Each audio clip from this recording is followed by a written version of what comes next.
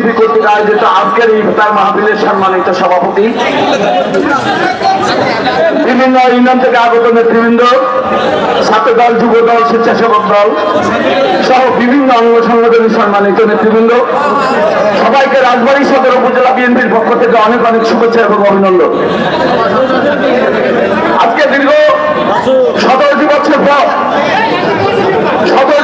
পর আজকে রাজবাড়ী জেলা বিএনপি তথা জাতীয়তাবাদী দলের জন্য একটি শুভ দিন।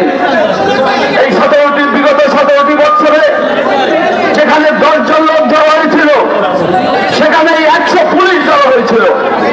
সাথী বন্ধুরা, আজকে আমরা এই ইফতার মাহফিল থেকে সেই স্বৈরাচারী সরকারের চিরদিনের জন্য বাংলাদেশ থেকে বিদায় হয়, সেই জন্য আমরা পরম সৃষ্টিকর্তার কাছে আমরা দোয়া করব। সম্মানিত নেতৃবৃন্দ, আজকের এই ইফতার মাহফিল থেকে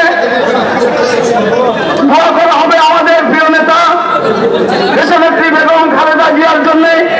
আজকের এই ইফতার মাহফিল থেকে দোয়া করা হবে শহীদ রাষ্ট্রপতি জিয়াউর রহমান সাহেবের জন্য।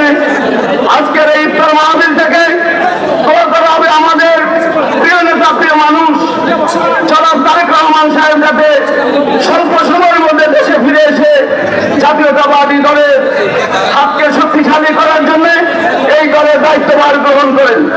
সংগ্রামী ছাত্র বন্ধুরা, আমি আমার বক্তব্য দীর্ঘায়িত করবো না, অনেকেই আছেন, সময় খুব কম, অনেক গুরুত্বপূর্ণ বক্তব্য রাখবেন।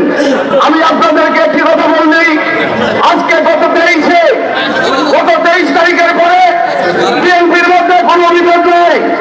আজকে যারা বিভেদ সৃষ্টি করতে চায় তারা কিন্তু বিএনপি করে না, তারা আওয়ামী লীগের দোষর। তাদের থেকে আপনারা সতর্ক থাকবেন এবং দলকে শক্তিশালী করার জন্য বিভিন্ন পর্যায়ে চেষ্টা করবেন। সবাই ভালো থাকবেন, সুস্থ থাকবেন। আল্লাহ হাফেজ।